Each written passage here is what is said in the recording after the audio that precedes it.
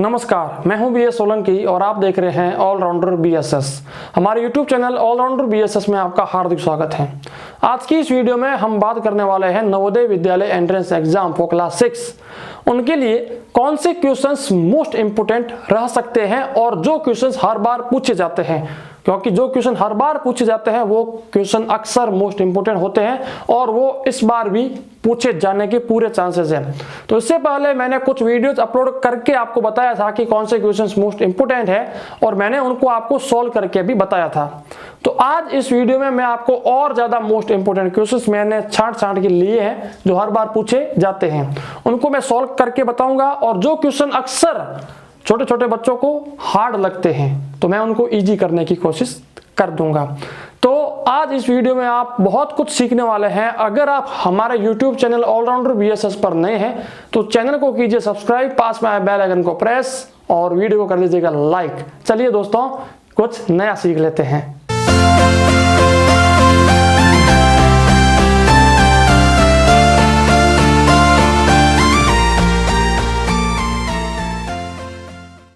यहां पर हमारे सामने सबसे पहला जो क्वेश्चन आता है वो आता है अलजेब्रा का।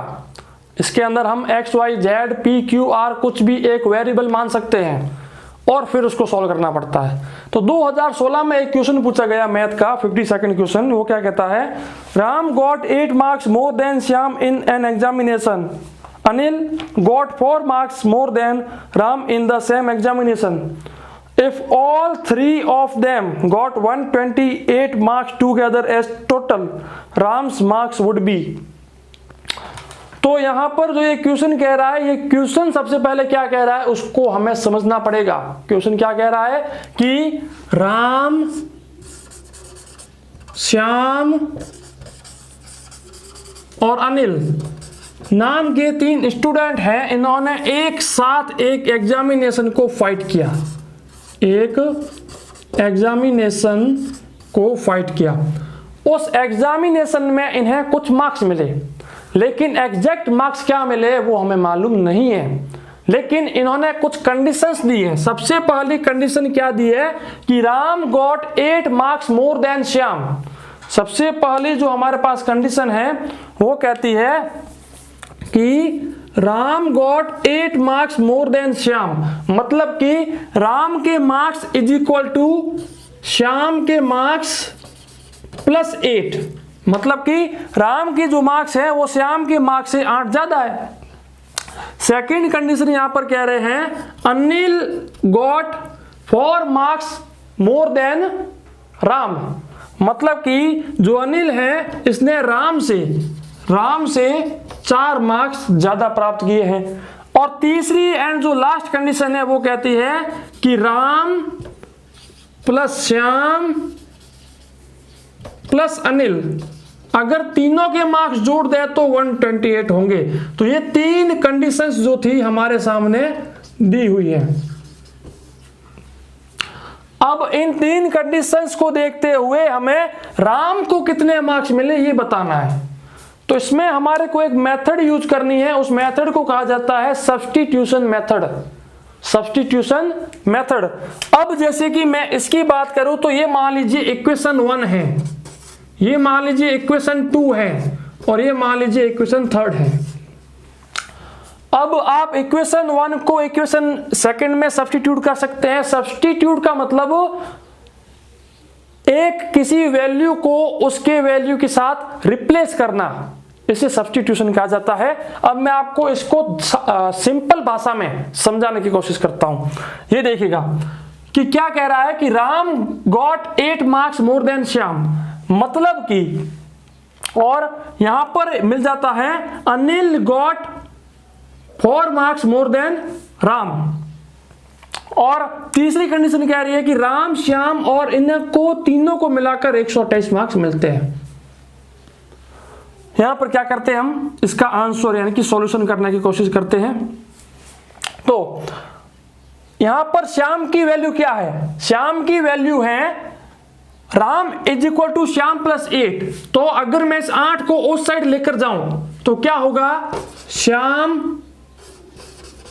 इज इक्वल टू, ये राम है तो राम को यहां पर लिख लो ये 8 जो है यहां पर पॉजिटिव में था तो वहां पर जाकर माइनस में हो जाएगा, तो ये माइनस हो गया। अगर आपको समझ में नहीं आया है तो फिर से समझाता हूं। मैंने कुछ नहीं किया यहां पर, मान लो यहां पर राम था तो चलिए मैंने राम लिख दिया। इस 8 को उठाकर मैं इस साइड लेके आया तो यहां पर ये पॉजिटिव था तो यहां पर ये माइनस हो गया, वहां पर श्याम था। ये लो, अब यहां पर जो देखिए श्याम इज इक्वल टू क्या है, राम -8 है। श्याम इज इक्वल टू है राम -8।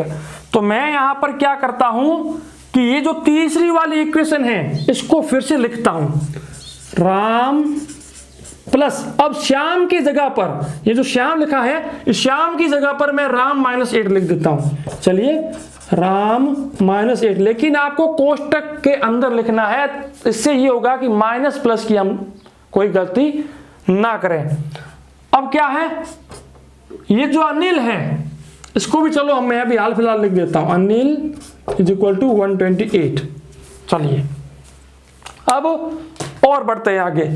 अब यहां पर देखिए इसकी भी वैल्यू ऑलरेडी लिखी गई है कि Anil is equal to Ram +4, तो इसको भी हम सीधा सीधा यहां से लेकर इसकी जगह लिख लेते हैं, है ना। तो देखिए राम प्लस, अब मैं इस कोष्टक को खोल देता हूं, तो कोष्टक को खोलने के बाद ये जो पॉजिटिव का साइन है ये जाता है यहां पर, तो इससे करता है मल्टीप्लाई तो यहां का पॉजिटिव रह जाता है, इससे मल्टीप्लाई करता है तो माइनस और प्लस क्या होता है, माइनस, तो यहां पर माइनस आ जाएगा, -8। और इसकी जगह पर ये जो है इसकी जगह पर मैं लिख देता हूं राम +4 इज इक्वल टू 128। बस इतना करने के बाद राम राम राम, अब हमें राम के मार्क्स मिल जाएंगे। तो यहां पर आप देखिएगा मैं क्या करता हूं, राम और राम, 2 राम हो गए, मतलब कि सॉरी ये यहां पर 8 था ना, 8 के बाद पॉजिटिव था तो पॉजिटिव ये रहा। ओके, तो देखिए आप खुद जानते हो कि अगर मैं x प्लस x करता हूं तो क्या होगा, 3x, क्योंकि हम उनको जोड़ देते हैं। तो यहां पर राम राम और राम, 3 बार राम है तो मैं यहां पर कर देता हूं 3 बार राम, ये चलो राम को जोड़ दिया।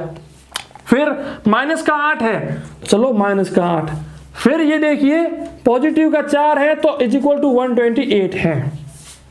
अब क्या करना है कि देखिए 3 बार राम, तो चलिए 3 बार राम, -8 पॉजिटिव का 4 तो कितना हो गया, -4 इज इक्वल टू 128। अब और इसका क्या करना है, इसके आगे हमें यह करना है कि 3 बार राम, तो 3 time Ram is equal to 128, और ये जो 4 हैं इस 4 को उस साइड लेके जाते हैं तो 128 + 4, क्यों, क्योंकि ये यहां पर माइनस था तो वहां पर जाकर पॉजिटिव हो गया। फिर क्या लिखते हैं हम यहां पर, 3 बार राम इज इक्वल टू 128 और 4 कितना हो गया, 132।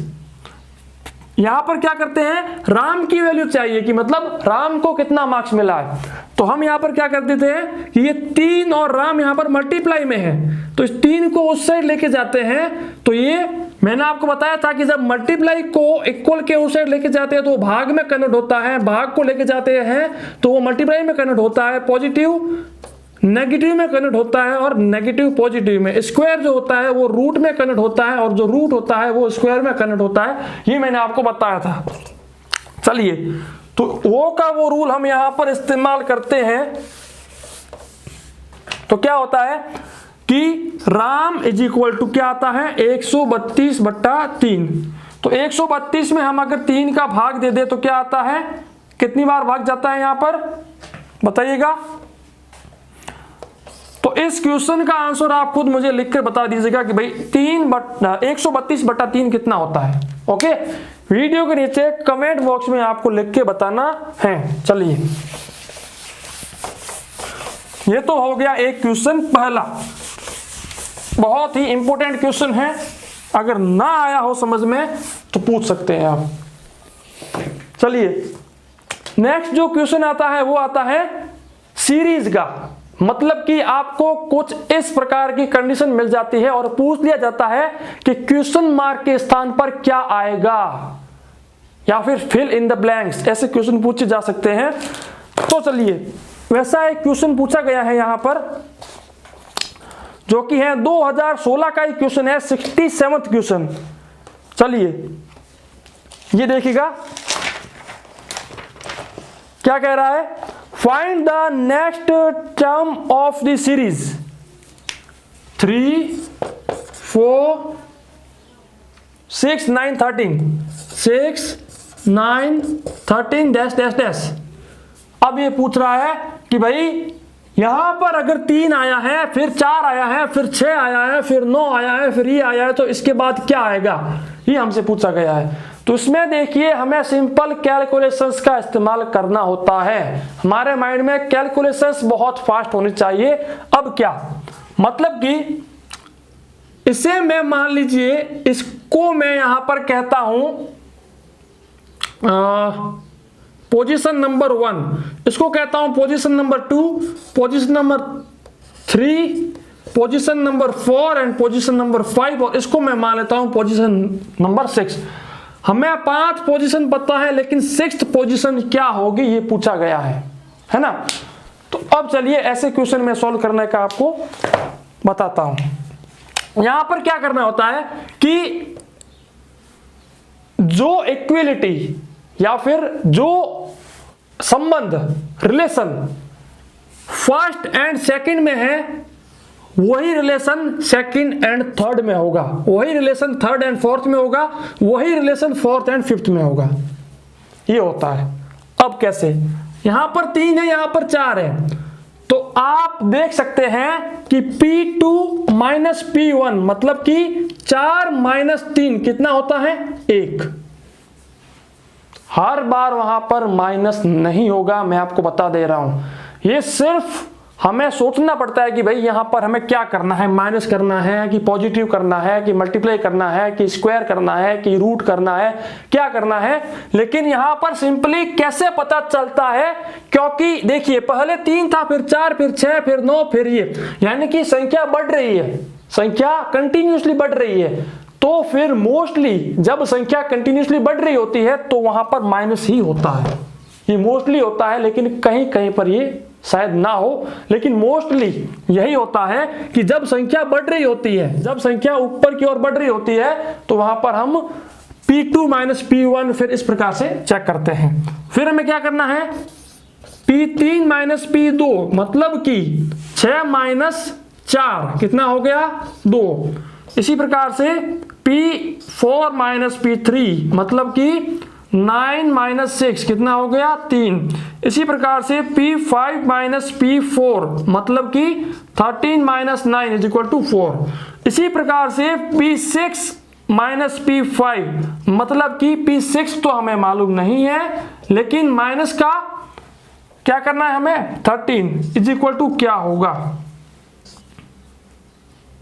तो देखिए अब यहां पर तो हमें एक चीज मालूम पड़ रही है, क्या मालूम पड़ रही है बताइए, कि 1 2 3 4 इस प्रकार से कंटिन्यूटी बढ़ रही है। तो भाई 1 के बाद 2 आया, 2 के बाद 3 आया, 3 के बाद 4 आया, 4 के बाद क्या आता है, 5, और ये हमारी इक्वेशन बन जाती है। बस अब हमें यहां पर इस इक्वेशन को सॉल्व करके P6 की वैल्यू निकाल देनी है। तो P6 इज इक्वल टू आया है P6 माइनस 13 इक्वल टू 5 है। तो P6 की वैल्यू क्या होगी, इस माइनस के इसको यहां पर लेके जाते हैं, तो इज इक्वल टू क्या आता है, 13। तो P6 इज इक्वल टू क्या आएगा बताइए। इसका आंसर आपको वीडियो के नीचे कमेंट बॉक्स में लिख देना है। ओके चलिए, इसी प्रकार से नेक्स्ट एक क्वेश्चन आता है एरिया एंड वॉल्यूम का, 2016 का ही 71वां क्वेश्चन है ना। चलिए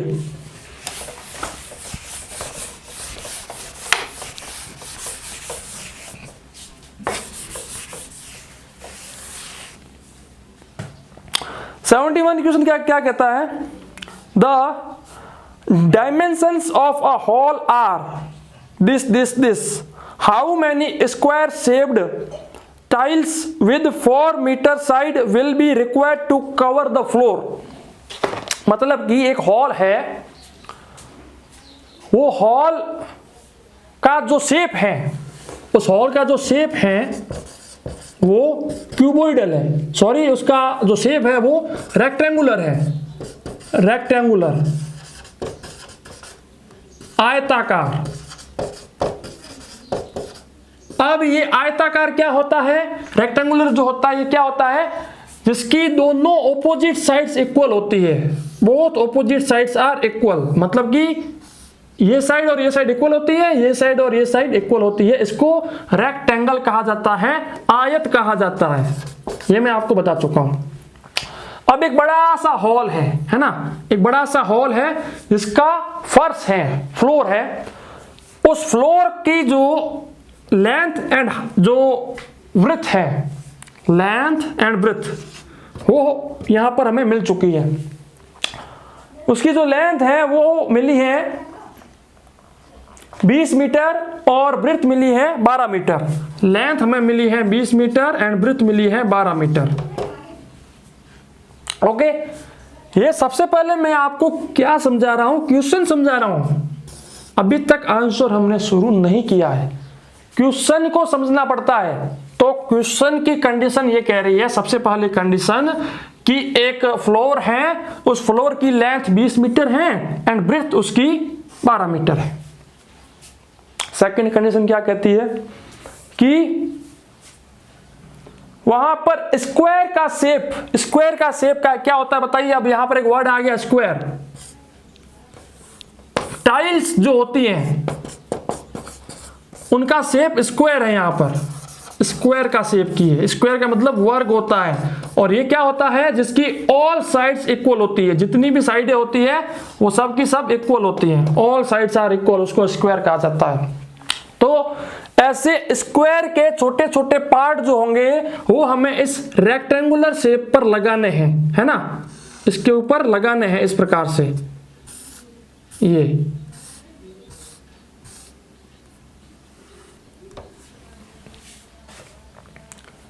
अब यहां पर ये पूछ रहा है कि ये जो स्क्वायर वाला जो ये पार्टिकल है, ये जो है इसका शेप हमें मिला हुआ है 4 मीटर साइड, मतलब कि इसकी हर साइड 4 मीटर की है। टाइल जो है इसका हर जो साइड है वो 4 मीटर की है। अब ये पूछ रहा है कि ऐसी कितनी स्क्वायर टाइल्स इस फ्लोर पर लग सकती है, ये पूछ रहा है क्वेश्चन में। अब यहां पर देखिए, मैं आपको समझाने की कोशिश करता हूं कि आखिर हमें इसमें सोचना क्या है। सोचना ये है कि देखिए, मान लीजिए ये फ्लोर है, मैं बड़ी सी आकृति बनाकर आपको बताता हूं। ये फ्लोर है, इस फ्लोर की यहां से लेकर यहां तक 20 मीटर है और ऊपर से लेकर नीचे तक मान लीजिए 12 मीटर है ये।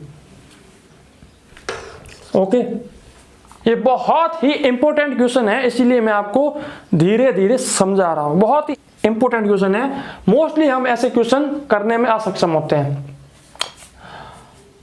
और ये है स्क्वायर जिसकी हर साइड 4 मीटर की है। तो सबसे पहले हमें यह मालूम करना होगा कि इस रेक्टेंगल का एरिया कितना है, इस रेक्टेंगल का एरिया कितना है। तो देखिए, area of floor, area of floor कितना है, 20 मीटर मल्टीप्लाई बाई 12 मीटर, क्योंकि area of rectangle is equal to area of floor, क्योंकि ये फ्लोर का शेप रेक्टेंगुलर है और रेक्टेंगल का जो एरिया होता है वो क्या होता है, रेक्टेंगल का एरिया होता है लेंथ इंटू ब्रेथ। तो ये आ गया, कितना आ गया, 24, मतलब कि 240 मीटर स्क्वायर, ये आ गया। इसी प्रकार से सेकंड हमें निकालना है एरिया ऑफ 1 स्क्वायर, कितना है, 4 मीटर स्क्वायर, मतलब कि 4 metre multiply by 4 metre, 4 metre multiply by 4 metre is equal to 16 metre square. मतलब कि अब यहां पर हमें समझने वाली बात क्या आती है, समझने वाली बात यह आती है कि ये रेक्टेंगुलर शेप का फ्लोर है, इस फ्लोर पर ये स्क्वायर वाली कितनी टाइल्स हम लगा सकते हैं, ये निकालने के लिए हमें इसका एरिया और इसका एरिया दोनों का एरिया मालूम होना चाहिए। ओके, अब जैसे कि यहां पर इसका एरिया मैं आपको बता चुका हूं कि इसका एरिया है 240 मीटर स्क्वायर और इसका एरिया है 16 मीटर स्क्वायर। तो अब हम अगर इसके एरिया में, ये जो रेक्टेंगुलर पूरा फ्लोर है, इसके एरिया में अगर इस स्क्वायर के एरिया का भाग दे दें तो हमें नंबर ऑफ, तो हमें क्या मिल जाएगा,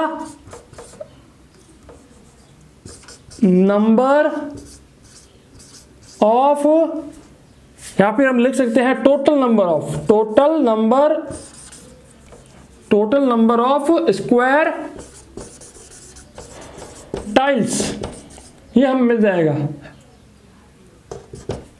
तो कैसे मिलेगा कि हमें 240 मीटर स्क्वायर में 16 मीटर स्क्वायर का भाग दे देना। मीटर स्क्वायर से मीटर स्क्वायर कैंसिल, 240 इसको हम काटते हैं तो 120/8 क्यों आया, क्योंकि हमने ऊपर नीचे 2 से काटा। फिर ये देखिए 60/4 क्योंकि फिर से हमने ऊपर नीचे 2 से काटा। फिर 60/4 को देखिए आप काट सकते हो 30/2, ऊपर नीचे फिर से हमने 2 से काटा और फिर हमारा आंसर आ गया 15। तो हमारा आंसर क्या आएगा, 15। चलिए मार्कर खराब हो गया। ओके, तो ये हो गया हमारा आंसर। अगर फिर भी समझ ना आया हो तो फिर से मुझे पूछ लेना। एक बार मैं आपको मौखिक तौर पर फिर से बता देता हूं कि हमारे पास एक रेक्टेंगुलर फ्लोर है जिसकी लेंथ एंड ब्रेथ हमें 20x12 दी हुई है और एक स्क्वायर का शेप है जिसका हमें जो साइज है वो दिया हुआ है 4 मीटर ईच। तो अब हमसे पूछा गया है कि भाई ऐसे कितने स्क्वायर की हमें और जरूरत होगी कि हम अगर इस रेक्टेंगुलर शेप पर उसको रखें तो वो रेक्टेंगुलर शेप पूरा फिल हो जाए, पूरा का पूरा भर जाए। इसके लिए हमें क्या करना होता है, जो टोटल रेक्टेंगुलर शेप है उसका एरिया निकालकर जो छोटा पार्ट है, मतलब कि जो स्क्वायर वाला पार्ट था उसका एरिया निकालकर उसके अंदर भाग दे दो। तो जैसे ही हम भाग दे देते हैं तो हमारा आंसर निकल जाता है। चलिए इसी प्रकार से एक और क्वेश्चन लेते हैं बोर्ड मास का। बोर्ड मास जो होता है उसके बारे में मैंने आपको पहले भी बहुत बार बताया है और आज मैं आपको बोर्ड मास का एक क्वेश्चन लेके बताता हूं। 2015 में एक क्वेश्चन एक पूछा गया है, 61वां क्वेश्चन। क्या कह रहा है, द सिंप्लीफिकेशन ऑफ, आपके सामने दिया हुआ है 24 प्लस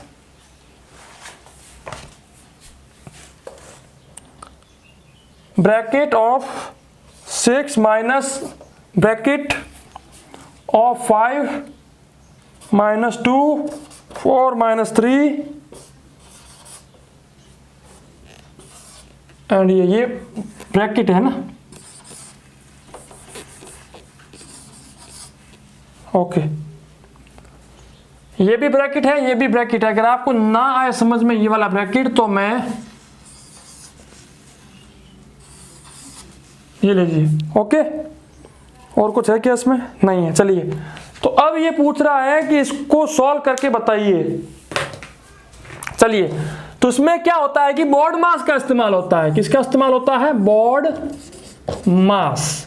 अब ये बोर्ड मास क्या कहता है, बी का मतलब होता है ब्रैकेट, क्या होता है ब्रैकेट। ओ का मतलब होता है ऑफ,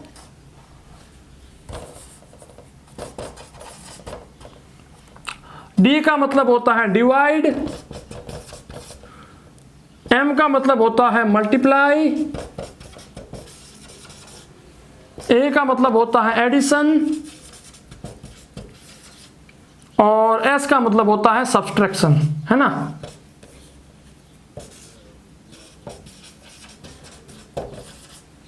मतलब कि इसको हम लिखते हैं ब्रैकेट का, इसको हम क्या लिखते हैं,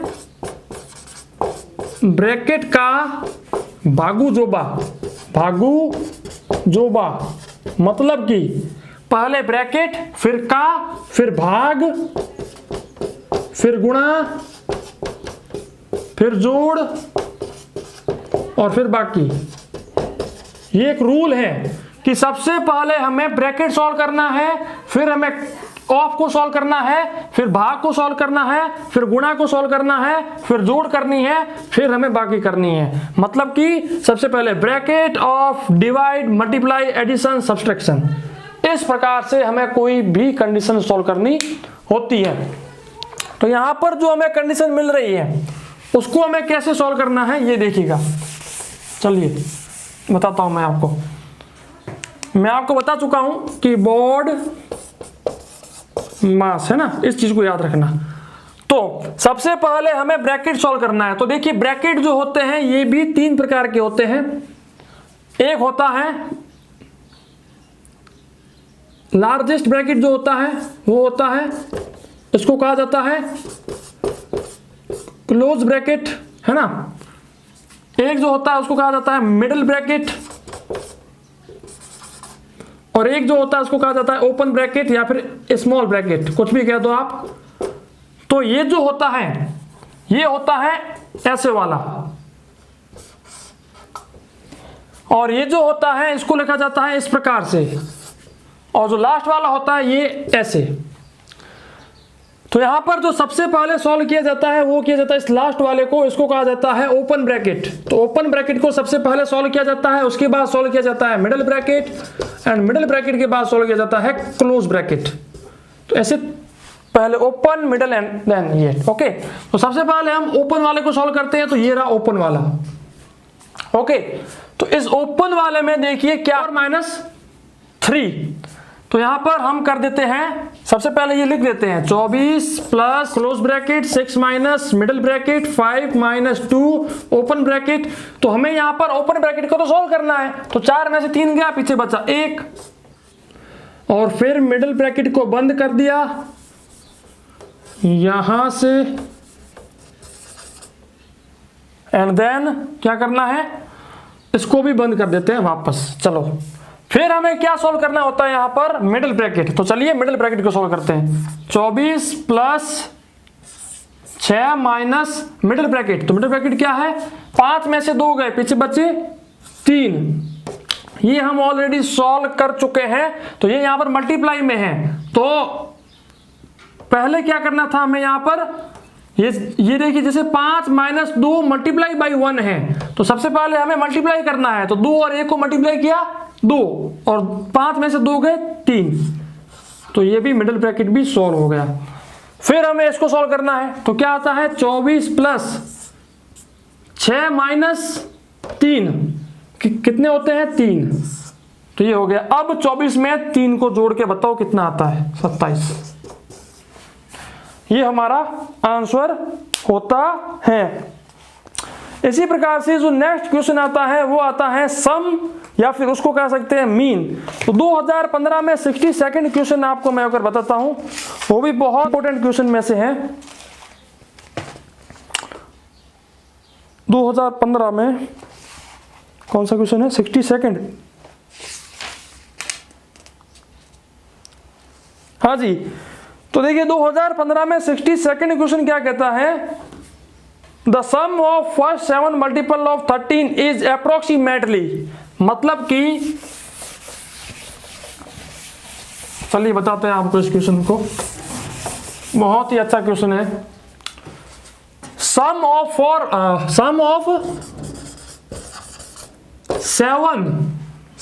7 multiples of 13 is equal to कितना होगा। मतलब कि वे संख्याएं जिनमें 13 का भाग जाता हो वे पहली 7 संख्याएं। यहां पर क्या लिखा है, first, FIRST first, sum of first 7 multiples of 13। तो सबसे पहले हमें मालूम होना चाहिए कि इस संख्या के सबसे पहले 7 मल्टीपल कौन से हैं। तो कौन से हैं, 13, 26, 39, 52, 65, 78, 81, 1 2 3 4 5 6 7, ये हो गए 7 मल्टीपल। ओके, अब इनका सम कितना होगा, इनका जोड़ कितनी होगी। तो अगर आप जोड़ करना चाहते हो तो सिंपल टेक तो है कि आप इनको जोड़ दो, लेकिन वो बहुत हार्ड हो जाएगा, मतलब कि बहुत ज्यादा वक्त ले लेगा। यहां पर आपको सम का एक फॉर्मूला यूज करना है, सम का एक फॉर्मूला यूज करना है, उसको कहा जाता है n/2 2a n-1 into D. अब ये फॉर्मूला क्या है ये मैं आपको बताता हूं। इस फॉर्मूले में n, a और d तीन चीजें लिखी हुई है। n का मतलब होता है नंबर ऑफ टर्म्स, a का मतलब होता है फर्स्ट टर्म, और d का मतलब होता है डिफरेंस बिटवीन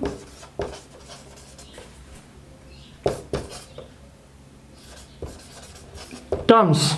ओके, ये इनका मतलब होता है। अब ये आखिर कहानी क्या है? कहानी ये है, नंबर ऑफ टर्म्स का मतलब कि कुल कितनी संख्या है, तो 1 2 3 4 5 6 7 है, तो यहां पर n की वैल्यू हो जाएगी 7। a का मतलब कि पहली संख्या कौन सी है, तो ये है, यहां पर a की वैल्यू हो गई 13।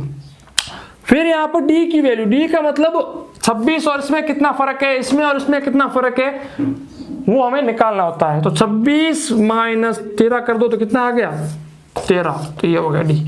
अब कुछ नहीं है, सीधा वैल्यू पुट करो और आंसर निकालो। कैसे निकालना है, n/2 मतलब कि 7/2, तो 7/2, फिर 2 इंटू ए मतलब कि 2 इंटू ए हमारे पास कितना है 13, तो 13, फिर पॉजिटिव में n-1, n की वैल्यू 7 थी, 7 में से 1 गया मतलब कि 6 इंटू डी मतलब कि 13।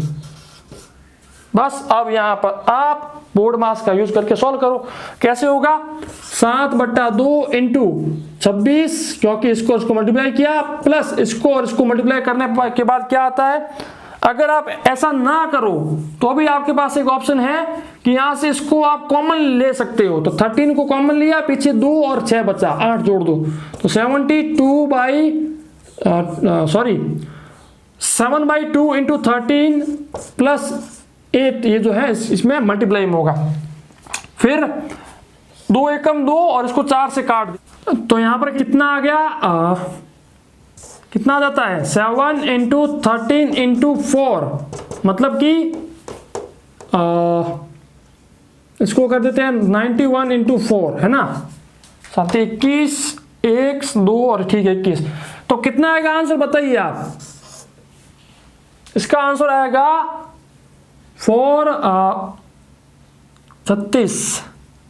364। तो हमें यहां पर अप्रोक्सीमेट पूछा गया है, यहां पर हमें अप्रोक्सीमेट पूछा गया है, तो हमारा अप्रोक्सीमेट आंसर है 364। ओके, तो इस प्रकार से ये हमारा आंसर निकल जाता है। तो और कुछ क्वेश्चन है क्या, चलिए, तो ये आज के कुछ 5 क्वेश्चन थे, ये मैंने आपको बता दिए। अब नेक्स्ट वीडियो में आपको और 5 क्वेश्चन बताऊंगा, बहुत ही इंपॉर्टेंट क्वेश्चन में से थे ये। तो आपने मेरा वीडियो पूरा देखा, इसलिए मैं आपका शुक्रिया अदा करता हूं।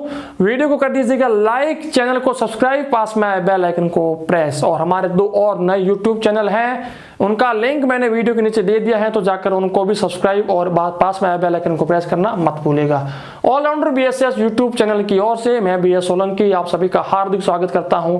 मिलते हैं आपसे हमारे किसी ऐसी ही नेक्स्ट खास वीडियो में, तब तक के लिए जय हिंद, वंदे मातरम, जय भारत, धन्यवाद।